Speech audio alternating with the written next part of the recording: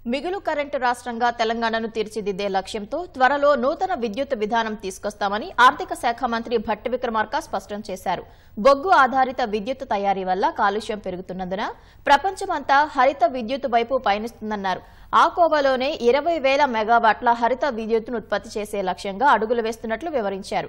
ఇప్పటికే అవసరమైన అన్ని వనరులపై అధ్యయనం చేశామన్న భట్టి పెద్ద ఎత్తున పెట్టుబడులు పెట్టించాలనే ఆలోచనతోనే సమావేశం నిర్వహించామన్నారు.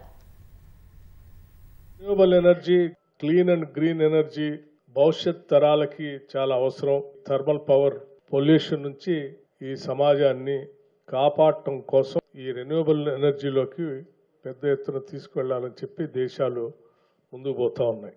2029-30 కల్లా 24,215 మెగావాట్ల డిమాండ్ కి ఈ రాష్ట్రం అవసరం పడేటువంటి పరిస్థితులు ఉన్నాయి. 20,000 మెగావాట్ల రెన్యూవబుల్ ఎనర్జీని, క్లీన్ అండ్ గ్రీన్ ఎనర్జీని మన రాష్ట్రంలో తయారు చేసుకోవాలి, ఉత్పత్తి చేసేటువంటి ఆలోచనతోనే ఒక న్యూ ఎనర్జీ పాలసీతో తెలంగాణ రాష్ట్ర ప్రభుత్వం రాబోతా ఉంది. త్వరలోనే అనౌన్స్ చేయబోతున్నామని చెప్పడానికి సంతోషిస్తా ఉన్నాం. దాని సరిపోయేంత పవరే కాకుండా ఇంకా అవసరం అయితే బయట రాష్ట్రాలకు కూడా ఈ రాష్ట్రం అంటే అమ్మి కొంత లాభాలు గడించే స్థాయికి కూడా ఆ దిశలో కూడా ఈ రాష్ట్రాన్ని తీసుకొని పోవాలనే ఆలోచనతోనే పవర్ సర్ప్లస్ స్టేట్ గా ఉండబోతుందని చెప్పడానికి కూడా నాకు ఎటువంటి సందేహం లేదు.